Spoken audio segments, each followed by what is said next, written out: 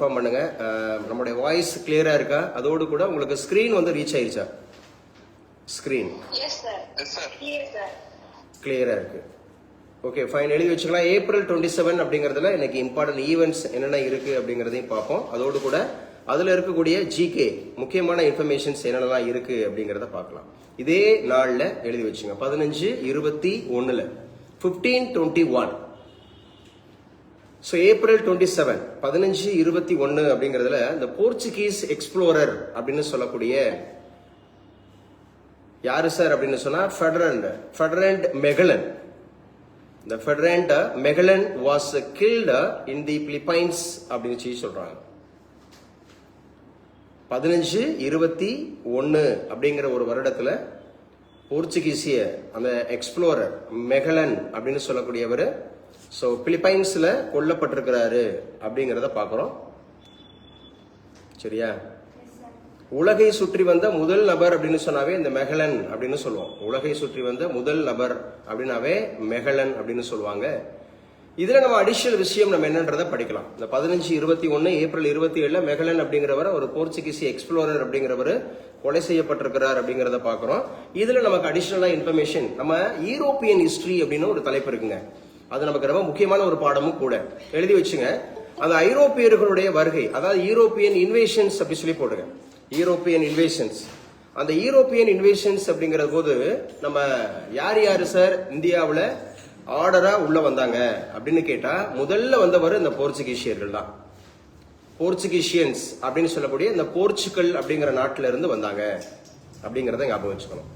Portugal அப்படிங்கிற நாட்டில இருந்து போர்ச்சுகீசியர்கள் அப்படிங்கிறவங்க முதல் முறையாக வந்தாங்க. அப்ப இரண்டாவதா வந்தது யாரு அப்படின்னு சொல்லி பாத்தீங்கன்னா டேனிஷ் சாரி டச்சுக்காரர்கள். இந்த ஃபர்ஸ்ட் வந்து போர்ச்சுகீசியர்கள் அப்படிங்கிறவங்க வந்தாங்க. ஸோ இரண்டாவதாக வந்தது வந்து டச்சுக்காரர்கள் அப்படிங்கிறத ஞாபகம் வச்சுக்கணும். ரெண்டாவது வந்தது டச்சுக்காரர்கள், டச்சு. மூன்றாவது வந்தது இங்கிலீஷ், ஆங்கிலேயர்கள் அப்படிங்கிறவங்க வந்தாங்க. இந்த ஆர்டர் அடிக்கடி கேட்டுருவாங்க. ஃபர்ஸ்ட் வந்தது போர்ச்சுகீசியர்கள், ஸோ ரெண்டாவது வந்தது வந்து பார்த்தீங்கன்னா டச்சுக்காரர்கள், மூன்றாவது வந்து இங்கிலீஷ் பிரிட்டிஷ்காரங்க வந்தாங்க, நான்காவதா டேனியர்கள் அப்படிங்கிறவங்க வந்தாங்க, நான்காவது டேனியர்கள் அப்படிங்கிறது வந்தாங்க, அஞ்சாவது அப்படிங்கிறது தான் பிரெஞ்சுக்காரங்க. அப்ப மொத்தம் 5 பேர் அப்படிங்கிற அந்த 5 நாடுகள்ல இருந்து வந்திருக்கிறாங்க ஐரோப்பியர்கள். அதுல முக்கியமானவர் இந்த போர்ச்சுகீசிய எக்ஸ்ப்ளோரர் மெகலன் அப்படிங்கிறவர் இந்த நாள்ல ஏப்ரல் 27 கொல்லப்பட்டிருக்கிறாரு அப்படிங்கறத ஞாபகம் வச்சுக்கணும். இதோட பேக்ரவுண்ட் தெரிஞ்சு வச்சீங்கன்னா ரொம்ப முக்கியமானது. இதோட பேக்ரவுண்ட் என்ன சார் பேக்ரவுண்ட் அப்படின்னு சொல்லி பாத்தீங்கன்னா இந்த 1453 அப்படிங்கிற ஒரு வருஷத்துல 1453 1453 அப்படிங்கிற ஒரு வருஷத்துல என்ன பண்ணுவாங்கன்னா அப்ப இருந்த ஒட்டோமான் அப்படிங்கிற ஒரு நாடு, துருக்கி இருக்கு இல்லையா, துருக்கிங்கிற நாடு, அது கான்ஸ்டாண்டினோபிள் அப்படிங்கறத கேப்சர் பண்ணிருக்கும். எந்த வருஷம்? எல்லாருமே சொல்லுங்க. ஆன்லைன்ல யாராவது ஒரு ஆள் சொல்லுங்க. எஸ், இந்த 1453 அப்படிங்கிற ஒரு இயர்ல துருக்கி அப்படிங்கிற ஒரு நாடு, சரியா, கான்ஸ்டாண்டினோபிள் அப்படிங்கிற ஒரு நாட்டை வந்து கேப்சர் பண்ணிருக்கும், கைப்பற்றி இருக்கும். அப்ப என்ன பண்ணுவாங்கன்னா அந்த துருக்கிங்கிற ஒரு வழி வந்து பாத்தீங்கன்னா அந்த கான்ஸ்டாண்டினோபிள் வழியாக தான் அநேக கப்பல்கள், அநேக அந்த மாதிரி பயணிகள் எல்லாரும் வர முடியும். இன்னைக்கு எப்படி ஈரான்ல ஹோர்முஸ் அப்படிங்கிற ஸ்ட்ரெயிட்டை அடைச்சு வச்சுட்டாங்க, ஈரான் அடைச்சு வச்சிட்டாங்களா, யாரும் வரக்கூடாதுட்டாங்களா? அப்ப அந்த மாதிரி துருக்கி வந்து கான்ஸ்டாண்டினோபிளை கைப்பற்றின உடனே அந்த பாதை அப்படிங்கிறது அடைபடுது. உலக நாடுகள்ல அப்படி வந்து கடல் வழியாக எதுவும் வர முடியல. அப்படி வர முடியாத சூழல் ஏற்படும் போது மாற்று வழி கண்டுபிடிக்கணும் அப்படிங்கிற ஒரு யோசனை வருது. அப்படி மாற்று வழி கண்டுபிடிக்கணும்ன்ற யோசனையில தான் என்ன பண்றாங்க, முதலாக ஸ்டெப் எடுத்தவங்க இந்த போர்ச்சுகீசியர்கள். ருத்ரா இங்க கவனிக்கணும், போர்ச்சுகீசியர்கள். அந்த போர்ச்சுகீசியர்கள்ல 2 பேரு ரொம்ப ரொம்ப முக்கியமானவங்க. அதுல ஒருத்தர் யாரு அப்படின்னு கேட்டா பார்த்தோலோமியா டயஸ் அப்படின்னு சொல்லக்கூடிய ஒருத்தர். பார்த்தோலோமியா டயஸ் அப்படிங்கிற ஒரு முக்கியமான நபர். இது யூரோப்பியன் இன்வேஷன்ஸ் அப்படிங்கிற தலைப்புல நீங்க கூடுதலா படிப்பீங்க. நான் உங்களுக்கு நட்ஸ் எல்லாம் ஒரு டிட்பிட்டா இம்பார்ட்டன்ட் விஷயத்தை மட்டும் சொல்லிடுறேன், போட்டித் தேர்வுகளுக்கு தேவையானது. பார்த்தோலோமியா டயஸ், அதே மாதிரி செயலர் மாலுமி அப்படின்னு சொல்லுவோம்ல, செயலர் ஹென்றி. இந்த மாலுமி ஹென்றி அப்படின்னு சொல்லக்கூடியவர், இந்த பார்த்தோலோமியா டயஸ், மாலுமி ஹென்றி. இந்த மாலுமி ஹென்றி அப்படிங்கிறவரு ஆக்சுவலா வந்து பாத்தீங்கன்னா ஒரு போர்ச்சுகல்ல ஒரு முக்கியமான ஒரு நபர், ஒரு அரசர். அவர் என்ன பண்றாரு, பார்த்தோலோமியா டயஸ் அப்படிங்கிறவரை என்கரேஜ் பண்றாரு, நீ போய் மாற்று வழி கண்டுபிடிப்பா அப்படிங்கிற மாதிரி. இது நான் வந்து சொல்லிட்டு இருக்கிறது ஒரு ஸ்டோரி, பட் ஹிஸ்டாரிக்கல் ஸ்டோரி. பேசுற புரியுதா?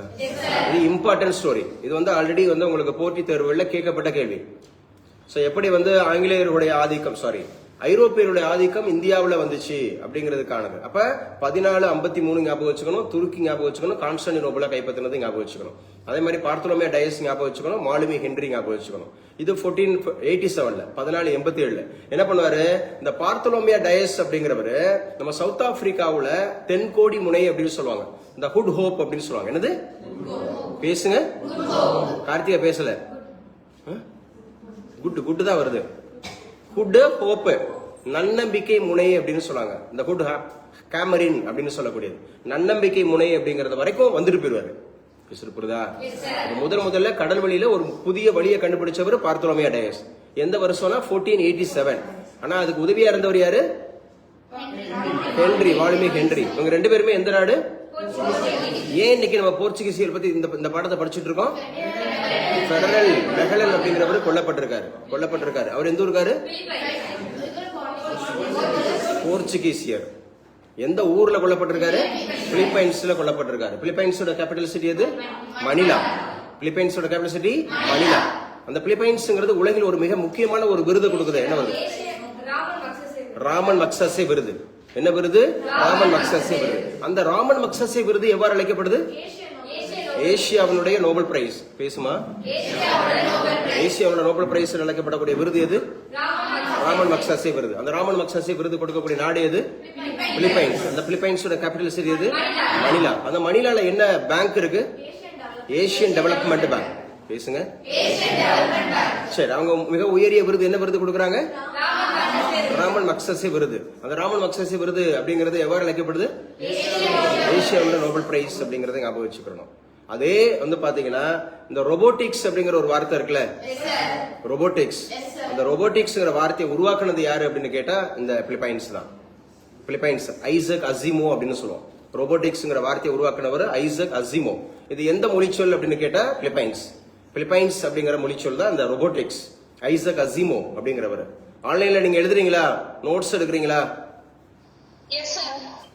ஸோ ஆன்லைன்ல நோட்ஸ் எடுக்கணும், சரியா? ஆன்லைன்ல நல்ல நோட்ஸ் எடுத்துங்க. So updations is very very important. நம்ம இன்னைக்கு பேசிட்டு இருக்கிறது ஒரு ஹிஸ்டரி பேசிட்டு இருக்கோம், INM அப்படிங்கறது பேசிட்டு இருக்கோம், சயின்ஸ் பேசிட்டு இருக்கோம், அவார்ட்ஸ் அண்ட் ரிவார்ட்ஸ் பேசிட்டு இருக்கோம், அதே மாதிரி உலகில் நடந்த போர்கள் அப்படிங்கறத பத்தி பேசிட்டு இருக்கோம். அப்ப பார்த்தோலோமியா டயஸ் அப்படிங்கிறவர் எந்த இருக்காரு? போர்ச்சுகீசியர். மாலுமி ஹென்றி அப்படிங்கிறவர் எந்த இருக்காரு? போர்ச்சுகீசியர், சரியா?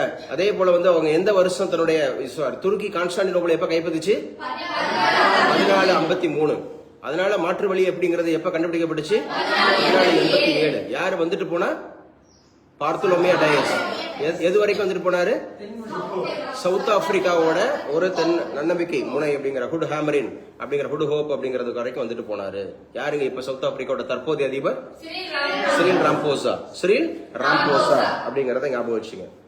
சோ இந்த மாதிரி வந்துட்டு போனதுக்கு அப்புறம் தான் அதுக்கப்புறம் அந்த வழியை பயன்படுத்தி தான் வாஸ்கோ ட காமாங்கிறவர் 1498 வருவாரு. 1498 வாஸ்கோ ட காமா ரீச்டு காலிகட், கள்ளிக்கோட்டை அப்படிங்கறத வந்தடைவாரு. எப்ப சார் அப்படி சொல்லி பாத்தீங்க அப்படின்னு சொன்னா அந்த 1498 அப்படிங்கிற ஒரு வருடத்துல. சோ 1498 அப்படிங்கிற வருடத்துல கள்ளிக்கோட்டை வந்தடைந்தவர் யாரு? வாஸ்கோ ட காமா. எங்க வருவாரு அப்படின்னா கள்ளிக்கோட்டைனா கேரளா. அப்ப யாரு சார் அங்க மன்னர் அப்படின்னா சாமரின் அப்படிங்கிற ஒரு மன்னர் தான். He welcomed him. அவரை வரவேற்ற ஒரு மன்னன் 1498. மறுபடியும் அவர் ஊருக்கு போயிடுவாரு, அவங்க ஊருக்கு போயிடுவாரு. 1498 வந்துட்டு மறுபடியும் போயிடுவாரு கேரளாவுக்கு. வந்துட்டு மறுபடியும் அவருடைய ஊருக்கு, அவர் ஊர் வந்து போர்ச்சுகல் தான், போர்ச்சுகீசியர் தான் அவரு. அப்ப அங்க போயிடுவாரு. மறுபடியும் 1502 வருவாரு. 1502. இந்த டைம்லைன் ரொம்ப முக்கியங்க. போட்டித் தேர்வுல அதிகமா கேட்கப்பட்ட கேள்விகள். 1502 1502 வருவாரு. அந்த 1502 வந்துட்டு தான் கொச்சின் அப்படிங்கிற ஒரு பிளேஸும் கண்ணனூர் அப்படிங்கிற பிளேஸும் இவங்களுடைய ட்ரேடு சென்டரா வரும். அப்ப ஐரோப்பியர்களுடைய முதல் ட்ரேடு சென்டர் எது அப்படின்னு கேட்டா கொச்சின் அண்ட் கண்ணனூர். ஐரோப்பியர்களே, அதுல போர்ச்சுகீசியர்கள் ரொம்ப முக்கியமானவங்க. அப்ப இவங்க முதல் வாணிப தளம். அப்படி இப்ப நான் ஒரு 5 பேர் சொன்னேன்ல, சொன்னா போர்ச்சுகீசியர்கள் சொன்னேன், டச்சுக்காரர்கள் சொன்னேன், ஆங்கிலேயர்கள் சொன்னேன், டேனியர் சொன்னேன். அவங்களுடைய ட்ரேட் சென்டர் எது அப்படின்ற மாதிரி இதுல சரியான இணையை கண்டுபிடி, தவறான இணையை கண்டுபிடி. Which one is wrong pair or right பேர்னு கேட்டுருவாங்க. அப்ப இவங்க எடுத்த உடனே கேரளாவா? கொச்சின் அண்ட் கண்ணனூரா? ஞாபகம் வச்சுக்கணும். சோ அதோடு கூட இவங்க இந்த டேனியர்கள் சொன்னோம்ல, அவங்க வந்து தரங்கம்பாடி இருக்கும். டச்சுக்காரர்கள் சொன்னோம்ல, அவங்க புலிக்காட்டுன்னு சொல்லக்கூடிய பழவேற்காடா இருக்கும். அதே போல வந்து நம்ம வந்து ஆங்கிலேயர்கள் சொன்னோம்ல, பேசுங்கப்பா, ஆங்கிலேயர்கள் வந்து கல்கட்டா அண்டு சென்னையா இருக்கும். கல்கட்டா அண்டு சென்னை, வெஸ்ட் பெங்கால் அண்டு தமிழ்நாடா இருக்கும், சென்னையா இருக்கும். சோ அதே போல இவங்க வந்து பாத்தீங்க அப்படின்னு சொன்னா புதுச்சேரி, காரைக்கால், மாஹி, ஏனாமா இருக்கும். யாரு சார்? கடைசி பிரெஞ்சுக்காரர் இருக்காங்கல்ல, அவங்க புதுச்சேரி, காரைக்கால், மாஹி, ஏனாம் இந்த மாதிரி பிளேசஸா இருக்கும். அவங்க எந்தெந்த இடத்துல வந்து இறங்குனாங்கன்றது முக்கியமானது. அப்ப 1453 யாரை கைப்பற்றுறா? துருக்கி வந்து கான்ஸ்டான்டினோபிள கைப்பற்றுறா. 1487 யாரு புதிய வழியை வந்து கண்டுபிடிக்கிறா? அதை அவரை என்கரேஜ் பண்றது யாரு? ஹென்றி அப்படின்னு சொல்லக்கூடியவர். சரியா? சோ யாரு 1498 அந்த வழியில வர்றா? வாஸ்கோடகாமா. வாஸ்கோடகாமா எந்த ஊருக்கு வர்றாரு? கற்றலின் கேட்டல் நன்று. கேட்டல்ல சொல்வது நன்று. வாய் திறந்து சொன்னாதான் வரும். நீங்க என்னதான் நீங்க அப்சர்வ் பண்ணாலும், சைலண்டா நீங்க அப்சர்வ் பண்றதா இருந்தாலும் வராதுங்க. இந்த பரிச்சயம் ஆகாது. பரீட்சைக்கு பாடம் படிப்பதை விட பரிச்சயம் அப்படிங்கிறது it is not assumption, it is an experience. 26 வருட அனுபவத்துல நான் உங்ககிட்ட சொல்லிக்கிறது. சரியா? யாவ் ஃபேஸ்டு சோ மெனி அந்த மாதிரி இருக்கக்கூடிய நம்பர் ஆஃப் ஆஸ்பிரன்ஸ். ஸோ ஒவ்வொரு முறையும் நம்ம பார்க்குறோம். வாயை திறந்து பேசுங்க, நல்லா ஆக்டிவா சொல்லுங்க.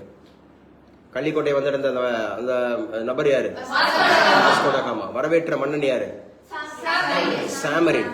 சாமரின் அந்த ஊர் அரசர். மீண்டும் திரும்ப எப்ப வந்தாரு? 1502. அப்ப எந்தெந்த பகுதிகள் அவங்களுடைய வசமாச்சு? கிளாஸுக்குள்ளே படிச்சிடணும். ஏன் இன்னைக்கு இதை பத்தி பேசிட்டு இருக்கோம்? பெடரல் மெகலன் அப்படிங்கிறவர் கொல்லப்பட்டாரு. எந்த ஊர்ல கொல்லப்பட்டாரு? பிலிப்பைன்ஸ். பிலிப்பைன்ஸோட கேபிட்டல் சிட்டி அது மணிலா. அங்க என்ன வங்கி இருக்கு? Asian development bank. Asian development bank. அவங்க என்ன விருது கொடுக்குறாங்க? ராமன் மக்சஸே விருது. அப்ப ராமன் மக்சஸே விருது அப்படிங்கிறது வந்து பாத்தீங்க அப்படின்னு சொன்னா என்ன விருதாக அழைக்கப்படுது? ஆசியாவோட நோபல் பிரைஸ். ஏன்னா நோபல் பிரைஸ்னு ஒண்ணு தனியா இருக்கு. 1901 இருந்து கொடுத்துட்டு வராங்க. அது வந்து பாத்தீங்கன்னா ஆல்ஃபிரட் நோபல் ட்ரஸ்ட் கொடுக்குறாங்க. சரியா? அது ஸ்வீடன்ல வச்சு கொடுக்குறாங்க. இது பிலிப்பைன்ஸ். பிலிப்பைன்ஸ் அப்படிங்கிற ஒரு மொழி எந்த சொல் அப்படிங்கறது நான் சொன்னேன், ரோபோட்டிக்ஸ். அந்த ரோபோட்டிக்ஸ்ங்கிற வார்த்தையை உருவாக்குனது யாரு? ஐசக் அசிமோ. ஐசக் அசிமோ. ஐசக் அப்படிங்கிறவர் எந்த ஊர்ல அந்த மாதிரி பிரசிடென்டா இருக்காரு? இஸ்ரேல்ல. இஸ்ரேல்ல பிரசிடென்டா இருக்கவர் யாரு? ஐசக். இஸ்ரேலோட பிரைம் மினிஸ்டரா இருக்கவர் பெஞ்சமின் நெதன்யாகு அப்படிங்கறத ஞாபகம் வச்சுக்கணும். டெல் அபியூவா? டெல் அபியூ அப்படிங்கறத ஞாபகம் வச்சுக்கணும். நோட்ஸ் எடுத்துட்டீங்களா ஆன்லைன்ல? சோ அடுத்து ரொம்ப முக்கியமானது அப்படிங்கறத பார்ப்போம். ரொம்ப முக்கியமானது, நிறைய விஷயங்கள் இருக்கு. ஆனா நான் ரொம்ப முக்கியமானதை மட்டும் தான் நான் பேசிட்டு இருக்கேன் அப்படிங்கறத நம்ம பாருங்க. சரியா? சோ அடுத்து வந்து பாத்தீங்க அப்படின்னு சொன்னா எழுதிக்குங்க. 1994 நம்ம ஆல்ரெடி பேசிட்டோம், நேத்தி கூட பேசணும். 1994 ஏப்ரல் 26 அப்படிங்கறதுல முதல் முறையாக வந்து பாத்தீங்க அப்படின்னு சொன்னா அந்த மல்டி ரேஷியல் அப்படிங்கறது வந்து பாத்தீங்கன்னா எலெக்ஷன் நடந்துச்சுன்னு சொல்லி பார்த்தோம் இல்லையா? நெல்சன் மண்டேலா அப்படிங்கறது தேர்ந்தெடுக்கப்பட்டாரா? அத முதல் முறையா அவங்களுடைய ஃப்ரீடம் அப்படிங்கறது கொண்டாடி இருக்காங்க பாருங்க. 1994 அப்படிங்கிறது ஏப்ரல் 27 அப்படிங்கறதுல south Africa celebrated is first democratic election. First democratic election, ஜனநாயக தேர்தல் நடந்திருக்குது. அதை வந்து அவங்க ஃப்ரீடம் டேவா அவங்க வந்து செலிப்ரேட் பண்ணிருக்காங்க. நெல்சன் மண்டேலா அப்படிங்கிறவர் த ஃபர்ஸ்ட் பிரசிடென்ட் ஃப்ரம் அந்த பிளாக் அந்த மாதிரி ரேஷியல் குரூப்ல இருந்து தேர்ந்தெடுக்கப்படுறாரு. நான் கூட 2 அசோசியேட் பண்ணேன், இந்த பக்கம் கலரு, இந்த பக்கம் கருப்புன்னு சொல்லி. கலர்னா உலக அழகியா ஐஸ்வர்யா ராயா அப்படிதான் அசோசியேட் பண்ணோம். 1994 ஞாபகம் வச்சுங்க. சோ இது ரொம்ப முக்கியமானது அப்படிங்கறத பாக்குறோம். இது எந்தெந்த இடத்துல அப்படிங்கிற மாதிரி ஞாபகம் வச்சுங்க. அதே மாதிரி 2005ல எழுதிக்குங்க, இதே ஏப்ரல் 27ல. சோ 2005 ஏப்ரல் 27 அப்படிங்கறதுல லார்ஜஸ்ட் கமர்ஷியல் ஏர்லைனர் ஆங்க. Largest commercial ஏர்லைனர். சோ ஏர்பஸ் அப்படிங்கிறது A380. ஏர்பஸ் A380 இதுதான் லார்ஜஸ்ட் கமர்ஷியல் ஏர்லைனர் அப்படின்னு சொல்றாங்க. இது ஃபர்ஸ்ட் பிளைட், முதல்ல பறந்துருக்குங்க. இது முக்கியமான கொஸ்டின். ஏர்பஸ் அப்படிங்கிற 380 380 இதான் கமர்ஷியல் அந்த மாதிரி ஏர்லைனர்ல ரொம்ப பெருசுன்னு சொல்றாங்க. இந்த லார்ஜஸ்ட் கமர்ஷியல் ஏர்லைனர் எதை அடிப்பீங்க? ஏர்பஸ் 380. இது ஏவியேஷன் படிச்ச தம்பி இருக்காரு. என்னப்பா படிச்சீங்க? ஏவியேஷன் தானா? பிபிஏ ஏவியேஷனா? பிபிஏ ஏவியேஷன் அப்படின்னா அவங்க சொல்லி கொடுத்துருப்பாங்க இதெல்லாம். ஸோ எது வந்து வேர்ல்டு லார்ஜஸ்ட் அந்த மாதிரி ஏர்பஸ். ஏர்பஸ் அப்படிங்கிறது இந்த இடத்துல 380வா? 380 அப்படிங்கிறது லார்ஜஸ்டா? முதல்ல இன்னைக்கு தான் ஃபிளைட்டே இருக்கா? எந்த வருஷத்துல ஃபிளைட்டா இருக்கு? 2005 அப்படின்னு சொன்னாவே ஆர்டிஐ ஆக்டா? Yes, RTI act, October 12. So October 12 அப்படிங்கறத ஞாபகம் வச்சுக்கணும். ஆர்டிஐ ஆக்ட் அப்படி ஞாபகம் வச்சுக்கணும். 2005 ஞாபகம் வச்சுக்கணும். அதே நாள்ல தான் சோ உலகிலேயே மிகப்பெரிய அப்படிங்கிற சோ கமர்ஷியல் அந்த மாதிரி இருக்கக்கூடிய ஒரு ஏர் லைனர் அப்படிங்கிறது என்ன ஆயிருக்கு? ஃபிளைட்டா இருக்கு. தன்னுடைய ஃபர்ஸ்ட் ஃபிளைட் அப்படிங்கறத எடுத்திருக்கு அப்படின்னு சொல்லி பார்க்கிறோம். சோ எழுதிக்குங்க, இன்னைக்கு தாங்க வேர்ல்டு டிசைன் டே. வேர்ல்டு டிசைன் டே. நேத்துக்கு நம்ம பார்த்தோம் ஐபிஆர் அப்படின்னு சொல்லி இன்டெலக்சுவல் ப்ராப்பர்ட்டி ரைட்ஸ் பார்த்தோமா? அந்த இன்டெலக்சுவல் ப்ராப்பர்ட்டி ரைட்ஸ் அப்படிங்கறதுல டிசைன் அப்படிங்கிறது எந்த வருஷம் ஆக்ட்? 2000ங்க. வேர்ல்டு டிசைன்ஸ் ஆக்ட் அப்படிங்கிறது 2000. சோ அதே மாதிரி இன்ஃபர்மேஷன் டெக்னாலஜி ஆக்ட் எந்த வருஷம்? 2000. இன்ஃபர்மேஷன் டெக்னாலஜி ஆக்ட் எந்த வருஷம் தான்? 2000. டிசைன்ஸ் ஆக்ட் எந்த வருஷம் தான்? 2000. அப்ப இன்னைக்கு 27 என்ன நாளா? வேர்ல்டு டிசைன்ஸ் டே. அப்ப டிசைன்ஸ் அப்படிங்கிறது ஐபிஆருக்குள்ள வருமா? ஐபிஆர்னா என்ன? Intellectual property right. ஐபிஆர் என்னது? Intellectual property right. இதே ஐபிஆர் 1, ஐபிஆர் 2, ஐபிஆர் 3 சொல்லிட்டு நம்ம எக்கனாமிக்ஸ்ல படிச்சிருக்கோம். Industrial policy resolution. முதல் தொழிற்கொள்கை தீர்மானம்ங்கிறது 1948. செகண்ட் வந்து 1956. அந்த 1956ங்கிறது எக்கனாமிக் கான்ஸ்டிடியூஷன் ஆஃப் இந்தியாவா? அதான் கம்பெனிஸ் ஆக்டா? அதான் இன்சூரன்ஸ் கம்பெனிஸ் ஆக்டா? அதான் ஸ்பெஷல் மேரேஜ் ஆக்டா? நம்ம தானே லிங்குஸ்டிக்ஸ் அப்படிங்கிறது வந்து மைனாரிட்டி ரீஃபார்மேஷன் அப்படிங்கிறது பார்த்தோமா ஒரு ஆக்டா? 1956. 1956ல 7th அமெண்ட்மெண்டா? அதன் அடிப்படையில் தான் ஒரு ஆளுநர் நியமிக்கப்படும் சொன்னாங்களா? அசோசியேட் பண்ணி படிக்கணும். சரியா? அப்ப இன்னைக்கு வந்து டிசைன்ஸ் டேவா? டிசைன்றது இன்டெலக்சுவல் ப்ராப்பர்ட்டி ரைட்ல வருமா? ஆக்ட் வந்து 2000. ஞாபகம் வச்சுங்க. அதே மாதிரி சவுத் ஆப்பிரிக்கால ஃப்ரீடம் டேவா? யாரு வந்து இப்ப வந்து வர்றா பிரசிடென்டா? Nelson Mandela. ஏதோ இந்த கண்ணை கட்டி காட்டுல விட்ட மாதிரியே இருக்கக்கூடாது. நல்லா காது கொடுத்து கேளுங்க, நல்லா வாயை திறந்து சொல்லுங்க. சோ இண்டிபெண்டன்ஸ் டே அப்படின்றத பார்த்தோம். சோ நெதர்லாந்து அப்படிங்கறதுல கிங்ஸ் டே அப்படின்றத பண்றாங்க. நெதர்லாந்து அப்படிங்கறது வந்து தி ஹேக்ங்கிற place. What is the famous for? International court இருக்குங்க, எழுதி வச்சுங்க. சர்வதேச நீதிமன்றம். இந்த சர்வதேச நீதிமன்றம் அப்படிங்கிறது எங்க இருக்கு அப்படின்னு கேட்டா நெதர்லாந்துல தான் இருக்கு. சர்வதேச நீதிமன்றம் அப்படிங்கிறது நெதர்லாந்துல இருக்கு. சோ அது என்ன சார் அப்படின்னு சொல்லி பாத்தீங்கன்னா நெதர்லாந்து தி ஹேக் அப்படிங்கிற ஒரு பிளேஸ். அதுல மொத்தம் எத்தனை அந்த மாதிரி இருக்கக்கூடிய ஜட்ஜஸ் இருப்பாங்க? 15 ஜட்ஜஸ் இருப்பாங்களா? அதுல இந்தியா சார்பில் இருக்கிறவர் யாரு? தன்வீர்லால் பண்டாரி அப்படிங்கறத ஞாபகம் வச்சுக்கணும். தவமணி எல்லாம் இல்லையா? ஸ்வீட்டி இல்லையா? திவ்யா இல்லையா? ஆன்லைன்ல நீங்களா பெர்மிஷன் கிட்ட தான் இருக்கீங்களாமா? நீங்க எல்லாரும் பெர்மிஷன் கிட்ட தான் இருக்கீங்களா? பெர்மிஷன் கிட்ட தான் இருக்கிறீங்க. ஸ்வீட்டி, தவமணி, திவ்யா, இந்த பொண்ணு. சோ நல்லா ஞாபகம் வச்சுங்க. இங்க யாரு? ராகவன். ஏன் நேத்துல கிளாஸ் அட்டன் பண்ணல? பேசுப்பா. கிருஷ்ணன் காணோம். கிருஷ்ணன். மணிகண்டன் எல்லாம் காணோம். மணிகண்டன் ஆன்லைன்ல. ஓகே, எழுதி வச்சுங்க. அப்ப கிங்ஸ் டே அப்படிங்கிறது நெதர்லாந்து அப்படின்னு சொல்லி பார்த்தோம். அங்க உள்ள கிங்ஸோட பர்த்டே அப்படின்றது நெதர்லாந்துல தி ஹேக்ங்கிற பிளேஸ் இருக்கா? எதற்காக சொன்னோம்? இன்டர்நேஷனல் கோர்ட் அப்படிங்கறத ஞாபகம் வச்சுங்க. இதெல்லாம் ரொம்ப முக்கியமானது அப்படிங்கறத பாக்குறோம். இன்னைக்கு உண்டான கரண்ட் அஃபேர்ஸ்ல இன்னைக்கு உண்டான இம்பார்ட்டன்ட் ஈவெண்ட்ஸ்ல இதெல்லாம் மிக முக்கியமானது அப்படி சொல்லி நம்ம பார்த்துருக்கோம். சரியா? சோ நல்லா படிச்சுங்க. சோ அடுத்து நம்ம பார்க்க இருக்கிறது எழுதிக்கலாம். சோ இன்னைக்கு உண்டான நியூஸ் பேப்பர்ல என்னென்ன இம்பார்ட்டன்ட் ஈவெண்ட்ஸ் இருக்கு அப்படிங்கறத நம்ம பார்க்கலாம். இன்னைக்கு உண்டான நியூஸ் பேப்பர்ல முக்கியமானது அப்படிங்கறது முதல் பக்க செய்தியிலேயே காற்றாலை மின் உற்பத்தியில, அதாவது விண்ட் மில்ஸ் அப்படிங்கிற அந்த இதுல இருக்கக்கூடிய எனர்ஜி ப்ரொடக்ஷன்ல காற்றாலைகள் அப்படின்னு சொல்லக்கூடிய விண்ட் மில்ஸ், காற்றாலை அப்படிங்கிற மின் உற்பத்தியில தமிழகம் தாங்க நம்பர் 1ல இருக்கு அப்படின்னு சொல்லிட்டு பிரதமர் அவர் வந்து பாத்தீங்கன்னா புகழாரம் சூட்டி இருக்கிறாரு, பாராட்டி இருக்கிறாரு. he appreciated Tamil Nadu because Tamil Nadu சரியா has the number 1 position in எதுல சார்? விண்ட் மில் எனர்ஜி ப்ரொடக்ஷன்ல. விண்ட் மில்ஸ் அப்படிங்கிறது காற்றாலைகள். இந்த காற்றாலைகள் அப்படின்னு சொன்னாவே தமிழ்நாட்டில் அதிகமா எங்க காணப்படும்? கன்னியாகுமரியில ஆரல்வாய் மொழி அப்படிங்கிற ஒரு பிளேஸ் எடுத்துக்கணும். முப்பந்தல் அப்படிங்கிற ஒரு பிளேஸ் எடுத்துக்கணும். ஆரல்வாய் மொழி, முப்பந்தல், தூத்துக்குடி, கோவில்பட்டி, அங்கிட்டு கோயம்புத்தூர், பல்லடம், இந்த மாதிரி பிளேசஸ் எல்லாம் முக்கியமானது. காற்றாலைகள் வந்து அதிகமாக இருக்கும்.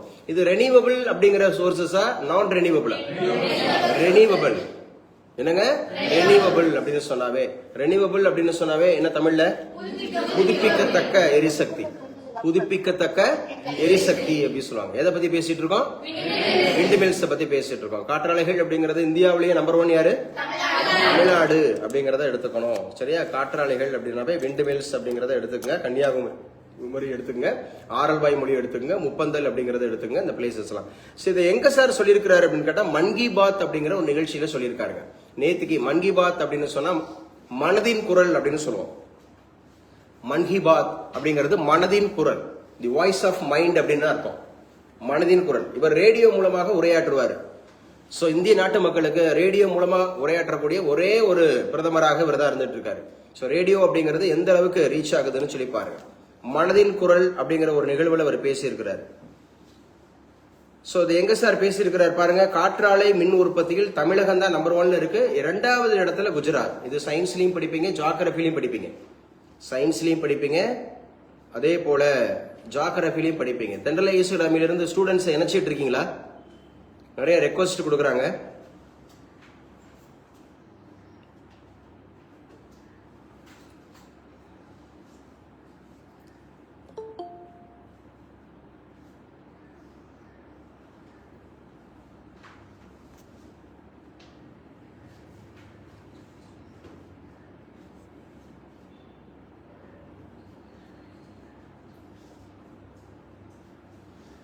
விண்ட் மில்ஸ் பத்தி பாத்துருந்தோமா? விண்ட் மில்ஸ் அப்படின்னு சொன்னாவே என்னதுப்பா? காற்றாலையா? நம்பர் 1ல இருக்குது யாரு? தமிழ்நாடு. 2வது இடத்துல இருக்கு குஜராத்தோட கேபிட்டல் சிட்டி எது? Gandhi Nagar. Highest largest city எது? அகமதாபாத். பேசுங்க. அப்ப 3வது இடத்துல இருக்கிறது மகாராஷ்டிரா, 4வது இடத்துல இருக்கிறது ராஜஸ்தான். ராஜஸ்தான்ல இந்த ஜெய்சால்மர்ங்கிற பிளேஸ் எடுத்துக்கணும். அங்கதான் காற்றாலைகள் அதிகம். அது ஒரு டெசர்ட் ஏரியால வரக்கூடிய. எழுதலைன்னு நினைக்கிறேன். வேடிக்கை பார்க்கிற கணிக்கா, வேடிக்கை பார்க்க கூடாது. ஃபர்ஸ்ட் யாரு? தமிழ்நாடு. 2வது யாரு? குஜராத் அப்படிங்கிறது குஜராத். 3வது யாரு? மகாராஷ்டிரா அப்படிங்கிறது. 4வது யாரு? ராஜஸ்தான். எதுல? விண்ட் மில்ஸ் அப்படிங்கறதுல இருக்கு. சோ இதுல ரொம்ப முக்கியமானது அப்படிங்கிறது நாட்டின் காற்றாலை மின் உற்பத்தி திறன் எழுதி வச்சு 56 ஜிகாவாட்டாக உயர்ந்துள்ளதாம். 56 ஜிகாவாட் நம்முடைய விண்ட் மில்ஸ் எனர்ஜி. முக்கியம் இதெல்லாம் மெயின்ஸுக்கு கேட்டிருந்தாங்க. போன அசிஸ்டன்ட் ப்ரொஃபசர் அப்படிங்கிற கல்லூரி உதவி பேராசிரியர் தேர்வுக்கு 5வது கேள்வியாக இந்த கேள்வி தான் கேட்டுதாங்க. ரெனியூவபிள் சோர்சஸ், நான் ரெனியூவபிள் சோர்சஸ் பத்தி எழுது. அப்ப நீங்க ரெனியூவபிள் சோர்சஸ் இதை பத்தி நம்ம எழுதலாம். இப்ப எவ்வளவா உயர்ந்திருக்கா?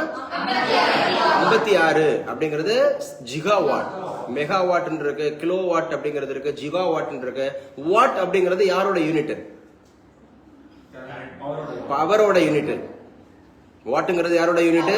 பவர். பவர்னா திறன் அப்படின்னு அர்த்தம். பவர் என்னது? திறன். அதான் வாட். சோ ஒரு கிலோ வாட் அப்படின்னு சொல்றாங்கல்ல, பேசுங்க. அதே மாதிரி ஒரு ஹார்ஸ் பவர் அப்படிங்கிறது எவ்வளவு? ஒரு ஹார்ஸ் பவர் எத்தனை வாட்டுங்க? ஒரு ஹார்ஸ் பவர் எழுதி வச்சுங்க. 746 746 வாட் அப்படிங்கிறது தான் ஒரு ஹார்ஸ் பவர், ஒரு குதிரை திறன். பிசிக்ஸ்ல அது அடிக்கடி கேட்கப்பட்ட கேள்வி. ஒரு குதிரை பவர் அப்படிங்கிறது 746 வாட்டுங்க. ஒரு குதிரை திறன் அப்படிங்கிறது 746 வாட்டு. ஒரு குதிரை திறன்றது 746 வாட்டு. அதே மாதிரி டாங்கி பவர் அப்படின்னு ஒண்ணு இருக்கு தெரியுமா? கழுதை திறன் அப்படின்னு சொல்லி.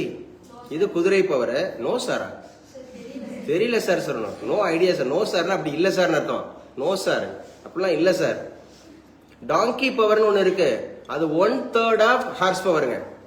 1/3 ஆஃப் ஹார்ஸ் பவர். இப்ப 746 3ஆல வகுத்தீங்கன்னா டாங்கி பவர் வந்துடும். கழுதை திறன் அப்படின்னு சொல்லி வந்துடும். அப்ப ஹார்ஸ் பவர் அப்படின்னு ஒண்ணு இருக்கு, டாங்கி பவர்னு இருக்கு. ஹார்ஸ் பவர் எவ்வளவு? 746 வாட். 746 வாட் அப்படிங்கறத எடுத்துக்கணும். அப்ப டாங்கி பவர்ன்றது என்னது? 1/3 ஆஃப் ஹார்ஸ் பவர். பேசுங்க.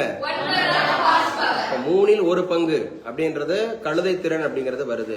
எத்தனை ஜிகாவாட்டா உயர்ந்திருக்கு? எந்த நிகழ்ச்சியில பேசி இருக்கிறாரு? மன் கி பாத். மன் கி பாத் அப்படின்னு சொன்னா என்னது? மனதின் குரல். எதன் மூலமா பேசுவாரு? ரேடியோ மூலமா பேசுவார். 133வது மன் கி பாத் நிகழ்ச்சி. 133 வரை ரேடியோல பேசியிருக்கிறாராம். அதான் என்ன பேசியிருக்காரு பாருங்க. காற்று என்பது வாழ்வின் ஆற்றல். முழுமையின் சக்தி, அந்த ஆற்றல் தான் இப்போது நாட்டின் வளர்ச்சி பயணத்தில் புதிய அத்தியாயத்தை எழுதி கொண்டிருக்கிறது. காற்றாலை மின் உற்பத்தியில் அண்மையில் மிகப்பெரிய மைல்கல் எட்டப்பட்டது. அதாவது நாட்டின் காற்றாலை மின் உற்பத்தி திறன் 56 ஜிகாவாட்டுக்கு மேல் உயர்ந்துள்ளது. கடந்த ஓராண்டில் 6 ஜிகாவாட் மின் உற்பத்தி திறன் அதிகரிக்கப்பட்டு எழுதி வச்சுங்க. 56ன்றது டோட்டல். இந்த லாஸ்ட் இயர் அப்படிங்கிற இந்த 2025 மட்டும் 6 உயர்ந்திருக்கா. ஏற்கனவே 50 இருந்தது, இப்போ ஒரு 6 உயர்ந்திருக்கு. மெயின்ஸுக்கு முக்கியம், மெயின்ஸ் எக்ஸாம்னு போட்டே எழுதுங்க. ஏன் இவ்வளவு தூரம் நான் இதை எக்ஸ்பிளைன் பண்ணிட்டு இருக்கேன்? மெயின்ஸுக்கு ரொம்ப முக்கியம். வாட் இஸ் ஃபார் சொல்லிட்டு போயிடலாம், பட் அப்படி கடந்து போயிடக்கூடாது. நல்லா படிக்கணும். எவ்வளவு டோட்டல் நம்முடைய ப்ரொடக்ஷன் எவ்வளோப்பா? 56 ஜிகாவாட்டா? அதுல லாஸ்ட் இயர் மட்டும் எவ்வளவு? 6. மூன்றாவது இடத்துல இருக்கிறது யாரு? மகாராஷ்டிரா. இரண்டாவது இடத்துல யாரு? குஜராத். நான்காவது இடத்துல யாரு? ராஜஸ்தான் அப்படிங்கிறது. ஃபர்ஸ்ட் இடத்துல யாரு? தமிழ்நாடு. தமிழ்நாடுல நம்பர் 1 இது கன்னியாகுமரி. ஆரல்வாய் மொழி இதெல்லாம் ஞாபகம் வச்சுக்கணும். அதே மாதிரி சூரியன் மின் உற்பத்தியும் காற்றாலை மின் உற்பத்தியும் இன்றியமையாதவை அப்படிங்கிறது. வெறும் சுற்றுச்சூழல் சார்ந்தது மட்டுமல்ல, நாட்டின் எதிர்காலம் அப்படின்னு சொல்லியிருக்காரு. காற்றாலை மின் உற்பத்தி திறனில் எழுதி வச்சுங்க. இந்தியா 4th பிளேஸ்ங்க காற்று அப்படிங்கறதுல. இந்தியா 4வது இடத்துல இருக்கு. விண்டு அப்படின்னு சொன்னாவே 4 எழுத்தா? விண்டுனாவே 4 எழுத்து தானே? அப்ப 4வது இடத்துல இருக்கிறோம். நம்ம அசோசியேட் பண்ணிக்கோங்க. விண்டுன்றது 4 letters. அப்ப we are in the 4th position in the world. எதுல சார் அப்படின்னு சொன்னா காற்றாலை அப்படிங்கிற விண்ட் எனர்ஜில நம்ம 4வது இடத்துல இருக்கோம். 4 மாநிலங்கள் டாப்ல இருக்கு. முதல் இடத்துல இருக்கிறது தமிழ்நாடு. 2வது இடத்துல வாயத்தரம் சொல்லு. முதல் இடத்துல இருக்க யாரு? தமிழ்நாடு. 2வது இடத்துல குஜராத். 3வது இடத்துல மகாராஷ்டிரா. 4வது இடத்துல. இந்த 4 மாநிலங்கள் பத்தி படிச்சிட்டோமா? படிச்சுட்டோம். இன்னும் ஒரு 3 மாநிலம் தான் இருக்கு படிக்க வேண்டியது. நேத்தி நம்ம டெல்லி படிச்சோமா? டெல்லி படிச்சோம். இனி அடுத்து சத்தீஸ்கர் படிக்கணும், அதுக்கப்புறம் பீகார் படிக்கணும், அதுக்கப்புறம் 7 3 மாநிலங்கள் இருக்கும். அந்தமான் நிக்கோபார் படிக்கணும், அருணாச்சல் பிரதேஷ் படிக்கணும், ஆந்திர பிரதேஷ் படிக்கணும், அஸ்ஸாம் படிக்கணும். பேசுற புரியுதா? அப்புறம்னா மாநிலங்கள் நம்ம டீட்டெயிலா படிச்சிட்டோம் அர்த்தம். எல்லா மாநிலங்களுமே நம்ம டீட்டெயிலா படிச்சிட்டோம் அப்படின்னு அர்த்தம். இப்ப காற்றாலை உற்பத்தியில இந்தியா எத்தனாவது இடத்துல இருக்கு? 4வது இடத்துல இருக்கு அப்படிங்கறத நம்ம பார்த்துட்டோம். இது முக்கியமானது. மன் கி பாத் அப்படிங்கிறது எத்தனையாவது நிகழ்ச்சியில பேசியிருக்காரு?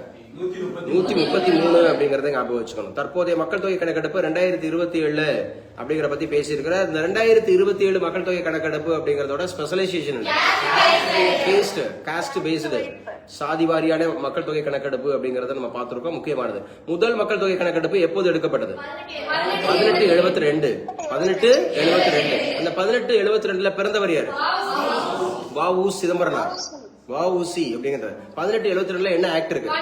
கான்ட்ராக்ட் ஆக்ட் இருக்கு. என்னங்க? கான்ட்ராக்ட் ஆக்ட் இருக்கு அப்படிங்கறத ஞாபகம் வச்சுக்கணும். சரியா?